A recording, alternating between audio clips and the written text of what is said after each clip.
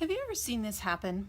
There's a severe lightning storm and there's a tremendous lightning crash, and all of a sudden the person next to you drops to their knees, their face white, and you can tell that they're tense and at attention. What about maybe you've been in a stressful situation and your mind just simply goes blank? Or how about you remember the day in the past, but you can't remember the days that were before it or after it? Or maybe that there's been some change in your life or circumstance. It's been a significant change, and the stress level is so high that you realize you are extremely anxious. Well, all of these could be symptoms of PTSD. You know, in my life, I experienced a PTSD episode completely out of the blue. It was a stressful situation in my current job, or in the job that I was in at the time, and I came home and I knew that I had made my mind up that I was going to resign from my job the very next day. Well, the next morning, I was sitting in the corner of my couch in a fetal position, and my husband encouraged me to call 3 women that I had identified as safe people and talk with them about it. I did do that, and each of those women was very compassionate, and they listened, and they all gave me the same advice. Go back and talk to your boss and see what it is that he wants you to change. And I had already decided that wasn't going to happen. I just couldn't do it. Well, as I talked that through later with my counselor, I realized it triggered in me a PTSD memory. And I didn't know that I had PTSD at the time. This came out in my counseling, and I was diagnosed with that. But I know that the counsel that I received from those women was solid. In the moment, my emotions were chaotic. And I made a decision based on emotions. Today, I know that I could have gone back and had an intelligent conversation about what was happening, and possibly there could have been a different outcome. But you know, people who are experiencing PTSD, their emotions are real, and they believe that what they're feeling at the time is the absolute correct thing to do. As I went through the counseling and further coaching, I began to recover from the PTSD, and that's the good news. PTSD is not a life sentence. It can debilitate you for life, but you can overcome. So, PTSD used to be called shell shock or combat fatigue, but it's important to understand that PTSD doesn't result only from those who have been in combat. There can be other situations in your life that are extremely traumatic that can trigger PTSD. Psychologists today can't tell us who is going to experience PTSD and who isn't. But there are some important things that can help you if you believe that either you or someone you love may be suffering from PTSD. The first thing is encourage the person, or if that's you, have the courage to reach out for help, professional help. Call your family doctor, contact your pastor, or call a trusted friend and ask them to go with you to one of these professionals. It's very important that you get some professional evaluation. You can't just ignore this. It's not going to go away on its own. You do need help. If you are observing this in someone else and you feel like the situation is dangerous, please call 911. Get immediate assistance. Just like in any other life-threatening situation, don't wait. Don't second guess. Get help. The second thing is that a person suffering from PTSD needs to develop a strong personal network. Now, this isn't social media networks. This is people to people. You need to have people around you that you can trust. Like I said earlier, I had 3 women and my husband that I knew that I could trust, and I turned to them.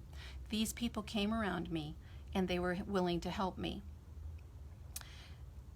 It's important because when you've experienced a severe trauma, you lose hope very, very quickly, and you need somebody to come around you and tell you that hope is still there, that there is a possibility of recovery and there is a way out of it. The wounds are deep, and I've often wondered, had I reached out when the initial incident happened that created the PTSD, if I would have actually developed PTSD, but instead I chose to be silent. And I carried that wound and allowed it to grow and fester. That's not the way to do it. Reach out for help. Dr. Jane, a sociologist, says that a positive social network can not only help PTSD symptoms heal, but receiving social support after surviving a major trauma can prevent the onset of PTSD in the first place. It's important to reach out for help. The third thing that I'm going to share with you is you need to understand that the person experiencing these emotions with PTSD are real. They are real to that person. They experience a wide range of emotion. It can be anger or rage to even suicidal depression, which was what happened with me. The person also believes that their perceptions of what happened are real. So there's certain techniques now that can really help, and two of them I'm going to talk about are mindfulness and cognitive behavioral therapy. Mindfulness just simply means being in the present. You know, the Bible talks about it. It says to take every thought captive and to focus on those things which are good and point us in a positive direction. But if you're suffering from PTSD, you can't do this without learning certain techniques, and that's where mindfulness techniques come in.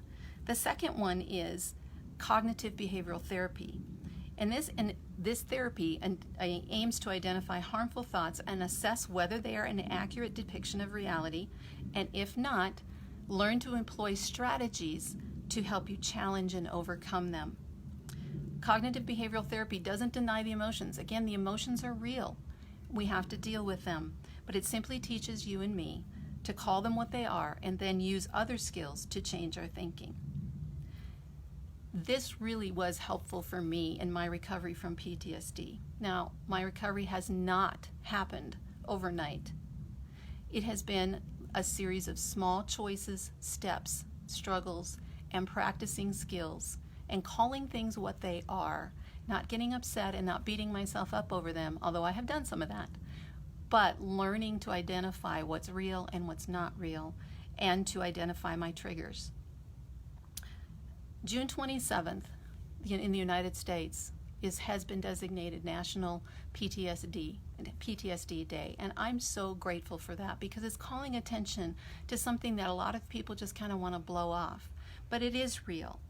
So if you're encountering someone suffering from PTSD, I hope you can be compassionate and willing to listen, and then I hope you will point that person to a place of safety, that you will become a place of safety for that person. I'm honored to have walked alongside some other fellow sufferers with PTSD and anxiety and depression. If you would like to reach out to me, please do so. You can reach me at Kirsten, Kirsten, at Kirsten, D as in Diane, Samuel, SAMUEL.com. My heart breaks for those whose trauma causes them to go into PTSD. And it is a suffocating place to be. But there is hope. I want you to hear that. There's hope. Please do not think you are without hope. So today, why don't you smile at a stranger, hold the door for someone, and extend grace to those around you. You never know what has hurt them today. Until next time, thanks for stopping by.